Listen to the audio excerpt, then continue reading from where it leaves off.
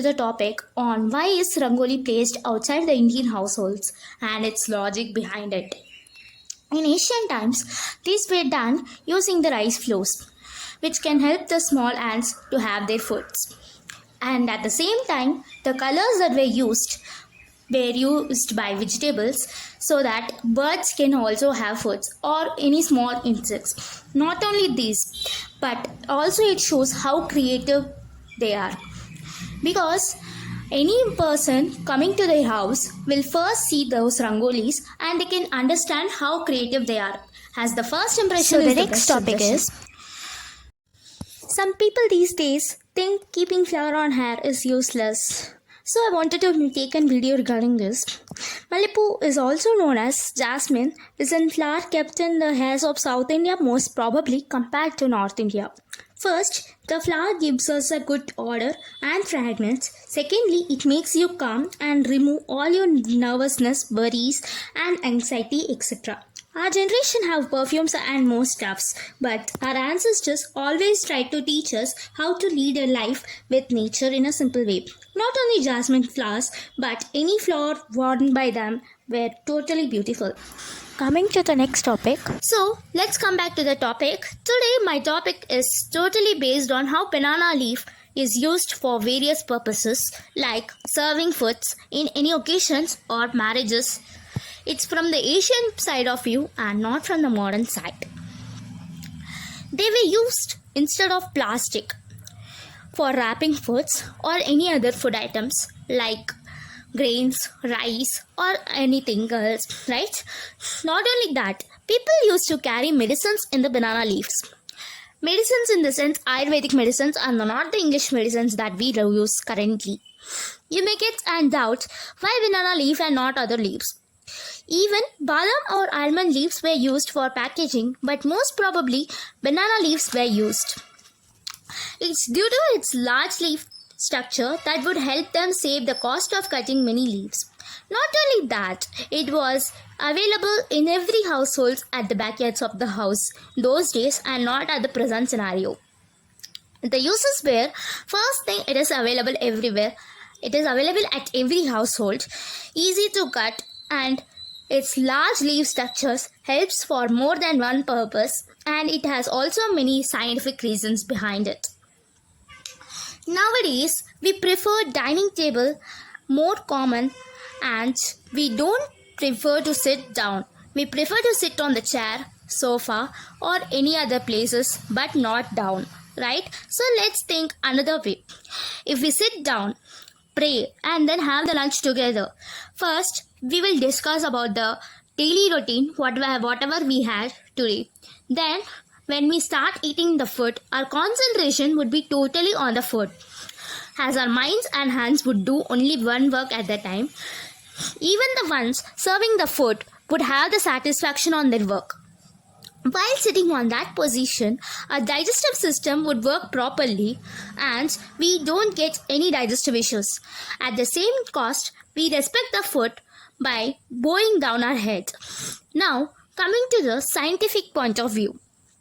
Banana leaves contain polyphenols, which are antioxidants that help us and guard us in helping our body digestive systems.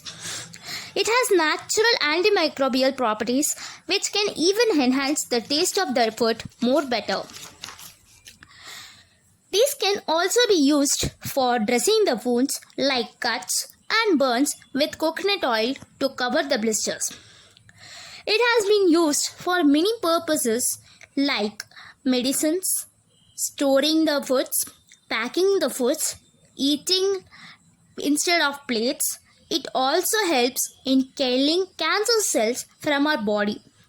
So, banana leaves is not just a tradition, but it also has many scientific logics and it helps our digestive system, our daily routine in a very significant way. Why we always offer coconut and banana in front of God or in puja rooms and not any other fruits? Have you ever observed why it's not other fruits like apple, orange, banana? To give clarity, I came up with this session. First thing is that All fruits come for a specific season, but only coconut and banana come in all seasons. The second reason could be it is an whole fruit. We cannot grow it from a seed.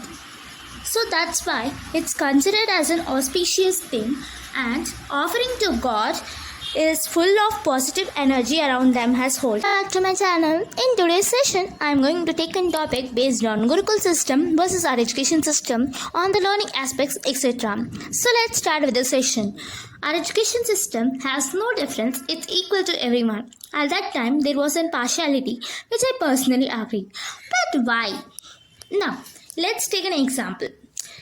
There was a monkey, elephant, fish, snake, and 2 others. And they had a test based on who all can climb the tree. Now, monkey and snake will be the topper of the class. Elephant will be an average or an below average. Now the fish will be the lowest. Same way, the same exam won't judge the quality of a student. So now, let's go further. Now, what kind of skills does Gurukul system have? Let's see. First, let's come up with the things which can be gained was like self-control, character development, social awareness, personality development, and more. And the training was different on the basis of the students.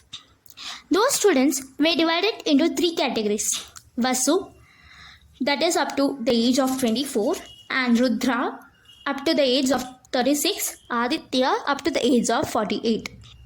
Even our education system has no learning limits. Now, the students have to stay with their gurus until the completion of their courses. They will be relieved only when the gurus get satisfied by their performance. Our education system is totally for a fixed period, and once the student gets qualified, he is relieved. Some of us think we are more civilized than the Vedas. So for that, I can state you one thing, that Vedas have more civilizations than our expectations or beyond our expectations. By just seeing the outline of the map, we cannot recognize what is the length of the country. Same way, without knowing the language, we cannot understand anything in it. It has written in a simplified way, but as we don't learn Sanskrit language compared to other native languages or English or Hindi, it is written in Sanskrit because it could be communicated to anyone across the country those days. Not right now. And Sanskrit could be very easy to understand. It is an understandable language those days. Then, why are we feeling difficult these days? Why are no one learning that? First, let me clearly state one thing. Nothing becomes difficult if we want to learn so. Same way, Gurukul system wanted us to understand the crucial reality and how people treat us and what good things can we intake. In this system, we can learn many aspects other than learning. But in our schools, we get only exam papers which cannot decide our reality. We say that school is our second home, but never stayed in second home except in certain cases. But in Gurukul system, they had to stay with the gurus for long ago. So, they had to undergo lots of pains. It shows how learning can impact.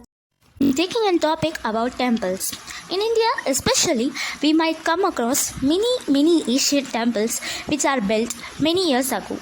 So, why are these temples built? According to the traditional thoughts, it's about praying. Have you ever observed any kind of positive energy in temple? If yes, how? It's not just a temple, but it is a place where people get food, learn many things, and more significant things. But in some cases, temples were also schools. So due to this kind of positive vibes around, the temples have always positive energy, and when we go there, we feel happy or at least peaceful around it. Thank you for watching. If you like this video, please do like, comment and subscribe to my channel.